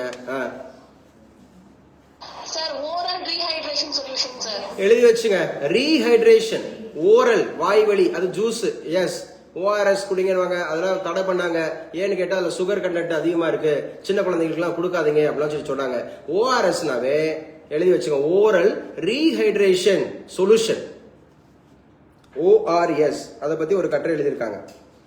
ORS அப்படிங்கிறது கோடை பாதிப்பை தடுக்கும் கேடயம் அப்படின்னு சொல்லி இருக்கிறாங்க. பாஜகவுக்கு வாக்களித்தால் காட்டாட்சியில் இருந்து விடுதலை. காடு அப்படிங்கறது ஆட்சி பண்ணிட்டு இருக்குன்னு சொல்றாங்க. காளி கோயில் வழிபாடு. காளி கோயில் பூசாரியா இருந்தவர் தான் யாரு? ராமகிருஷ்ண பரமஹம்சர். விவேகானந்தர் இருந்தார் பூசாரியா? ராமகிருஷ்ண பரமஹம்சர். ராமகிருஷ்ண பரமஹம்சர் இருந்தாரு. அவருடைய சீடர் தான் யாரு? விவேகானந்தர். துர்கை அப்படின்னு சொல்லுவாங்க. காளின்றது என்னது? துர்கை. அது எந்த அந்தமாக இருக்கக்கூடிய சங்க காலத்துல எந்த நிலத்திற்குரிய கடவுள்? பாலை நிலத்திற்குரிய கடவுள். எந்த நிலத்திற்குரிய கடவுள்? பாலை நிலத்திற்குரிய கடவுள். கொற்றவைன்னு சொல்லுவாங்களா? நிச்சயமா போருக்கு போகும்போது அந்த மாதிரி வணங்கிட்டு போவாங்க அப்படிங்கறது இருக்கு. சோ முதல் அப்படிங்கறது வந்து குறிஞ்சினா முருகனா, முல்லைனா திருமலா, மருதம்னா இந்திரனா, மருதம்னா இந்திரன் அப்படிங்கிறது. நெய்தல் அப்படின்னு சொன்னா வருணனா, நெய்தல்னா வருணன், காளினா கொற்றவை. அதான் பாலை நிலத்துக்குரிய கடவுள். அதை வழிபட்டுட்டு தான் என்ன பண்ணிருக்கிறாரு? பாஜகவுக்கு வாக்களித்தால் காட்டு ஆட்சியில் இருந்து காட்டாட்சி அப்படிங்கிறது விடுதலைன்னு சொல்லி இருக்கிறாரு. எந்த ஊர்ல? வெஸ்ட் பெங்கால். யாரு சொன்னவர்? யாரு? Prime minister of India. யார் அவரு? பிரதமர் மோடி அவர்கள். நரேந்திர தாமோர் தாஸ். குஜராத் உள்ளாட்சி தேர்தல் நகரங்களில் 50%க்கும் குறைவான வாக்குப்பதிவு. பாருங்க, குஜராத்ல லோக்கல் செல்ஃப் கவர்மெண்ட் எலெக்ஷன் நடந்திருக்கு. அதுல அர்பன் ஏரியாவில் நகர்ப்புறங்கள்ல 50%க்கு கீழே தான் வாக்குப்பதிவு இருந்திருக்கு. 50%க்கு கீழே ஒரு வயல ஓட்டு போட மாட்டான். எந்த ஊர்ல? குஜராத்ல அப்படிங்கறத ஞாபகம் வச்சுங்க. எழுதி வச்சுங்க. ரகு ராய் அப்படிங்கிறவர் ஒபீச்சுவரி. அவர் காலமாய் இருக்கிறார். அதாவது டெத் ஆனிவர்சரி, இறந்திருக்கிறார் ரகு ராய். இவர் யாரு அப்படின்னு சொன்னா ஒரு ஃபேமஸ் போட்டோகிராஃபிங்க, புகைப்பட கலைஞரா. சமீபத்தில் ஒரு போட்டோகிராஃபி கலைஞர் இறந்திருக்கிறார். அவரோட பேரு என்னன்னு கேட்கலாம். ரகு ராய். எழுதுறா ரோஹித். ரகு ராய் அவரு the famous photography Raghu Rai. அவர் இறந்திருக்கிறார் சமீபத்தில். சோ நாட்டின் மின் தேவை 256 ஜிகாவாட்டா. நம்முடைய மின் தேவை வந்து 256 ஜிகாவாட் இருக்கான். 256 ஜிகாவாட். ஆனா நமக்கு வந்து எத்தனை ஜிகாவாட் தான் வந்து நம்ம காற்றாலை மூலமா வருது? 56 ஜிகாவாட். ஆனா எவ்வளவு நமக்கு மின் தேவை இருக்கா? 256 ஜிகாவாட் தேவையா. அதுல வந்து காற்றாலையில் எவ்வளவு? சென்னையை சாய்த்தது குஜராத் அப்படின்னு போட்டிருக்காங்க. இது என்ன ஆகுபெயர்? சென்னை வீழ்த்தியது. இட ஆகுபெயர். என்ன ஆகுபெயர்? இட. சென்னை அப்படிங்கிறது அந்த இடத்தை குறிக்கும் சொல், அப்படிதானே? அந்த சென்னை அப்படிங்கிறது குஜராத்தை சாய்த்தது, அல்லது குஜராத் வந்து சென்னையை சாய்த்தது அப்படின்னா அந்த இடத்துல சென்னை டீம் தானே சாய்த்தது. பேசுங்கப்பா. அப்போ ஒரு இடமானது சோ மற்றொரு பொருளுக்கு ஆகி வருதா? அப்ப என்ன ஆகுபெயர்? இட ஆகுபெயர். ஆகுபெயர் அப்படின்றது எத்தனை இருக்கு? 16 அப்படிங்கிற. எத்தனை ஆகுபெயர் இருக்கு? 16 ஆகுபெயர் இருக்கு அப்படிங்கறது. இதுவரை ஒரு இஸ்ரேல் ஈரான் பிரச்சனை போயிட்டு தான் இருக்கு. அமெரிக்கா ஈரான் அடிச்சுட்டு தான் இருக்கு. இதுல வேற இவங்க 4 பேர், நான் தானே அதுக்கு போட்டி அப்படின்ற மாதிரி 4 பேர் போட்டி போடுறாங்களா? யார் இப்ப இருக்கிறது? Antonio Guterres. பேசுங்க. ஆண்டனியோ குட்ரஸ் அப்படிங்கறது ஞாபகம் வச்சு. ஈரானோட அமைதி பேச்சு. பாகிஸ்தானுக்கு அமெரிக்க பிரதிநிதிகள் செல்ல மாட்டார்கள், அதிபர் ட்ரம்ப் சொல்லிட்டாரு. கொலம்பியா அப்படிங்கிற ஊர்ல பேருந்து குண்டுவெடிப்புல 13 பேர் உயிரிழந்திருக்கிறாங்களா. ரஷ்யா தாக்குதலுக்கு இடையே உக்ரைன்ல மக்கள் அஞ்சலி. ரஷ்யாவோட அதிபர் யாரு? Vladimir Putin. உக்ரைனோட அதிபர் யாரு? வலாதிமிர் ஜெலன்ஸ்கி. உக்ரைனோட கேபிட்டல் சிட்டி எது? கீவ் அப்படிங்கறத ஞாபகம் வச்சுக்கணும். சோ கொடைக்கானலில் முதல்வர் மு க ஸ்டாலின் நடைபயிற்சி. மதுரை மீனாட்சி அம்மன் பட்டாபிஷேகம். மலைக்கோட்டை கோயிலில் திருக்கல்யாணம். ஸ்ரீரங்கம் கோயிலில் நம்பெருமாள் உள்கொடை திருநாள் தொடக்கம். சித்திரை திருவிழா. மீனாட்சினா பார்வதி. ஆனா அவங்க எல்லாம் யாரு தெரியுமா? ஆமா, ராணி மங்கம்மாளோட பேரம்பேத்தி. ராணி மங்கம்மாளோட பேரம்பேத்தி. அவங்கதான் நம்ம வந்து மீனாட்சி சுந்தரேஸ்வரர் சொல்லிட்டு சிவன் பார்வதியா நம்ம கன்சிடர் பண்ணி நம்ம செலிப்ரேட் பண்ணிட்டு இருக்கோம். அவங்க ஊர்ல அந்த ஊர்ல ஒரு கல்யாணம் நடந்துச்சு. அந்த கல்யாணம்ன்றது நீங்க போய் ஹிஸ்டாரி படிச்சு பாத்தீங்கன்னா, தமிழ் இலக்கியத்தெல்லாம் படிச்சு பாத்தீங்கன்னா, ராணி மங்கம்மாள் அப்படிங்கிறது மதுரை ஆண்ட அரசி. மதுரை ஆண்ட அரசி அவங்களுடைய பேரம்பேத்தியோட கல்யாணத்தை தான் நம்ம வருஷம் வருஷம் என்ன பண்றோம். சோ நம்ம வந்து திருமணம் அப்படிங்கிற மாதிரி எடுத்துட்டு நம்ம தொடர்ந்து பண்ணிட்டு போறோம். சோ எழுதிங்க இன்னைக்கு உண்டான ஸ்டேட். சோ கிளாஸ் அப்படிங்கறது இன்னைக்கு கரண்ட் அஃபேர்ஸ் கிளாஸ் அப்படிங்கிறது